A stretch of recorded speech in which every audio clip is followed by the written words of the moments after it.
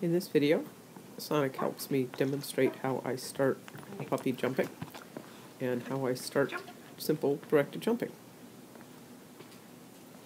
The jump is really small, it's only about 4 inches tall. You could even just use a bar on the floor for a smaller puppy. There she came around the jump, thought I threw a cookie, but I actually didn't. But she sniffs around for one for a while. So I'm trying to show her my hand between the uprights here. I've got a treat in that hand. I'm not very far beyond the jump. And then I move back to the other side. As she gets the idea, I gradually start throwing it more towards the center instead of directly over the jump, so that she's got to start doing some angles. Here we're doing a little bit of jumping from a sit-stay, and I like to start out with them about even in line with the upright. I go and stand in line myself. Again, I want to get my hand in the center so it shows between the uprights when I first start this. Good, sit. Jump.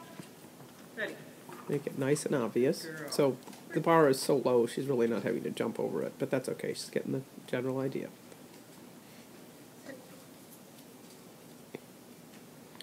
And I use cookies to get her set up in her sit-stay. And here I'm going back to reinforce her stay. I want to make sure that she's steady in that. I'm also stepping, which of course eventually you can't do on directed jumping, but I'm stepping to get my hand closer to the middle of the uprights. Jump. Ready. Good girl.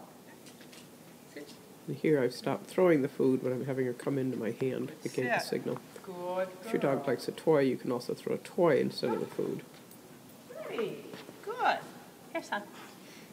Ready. Good. Get it. Here we are several days later, Jump.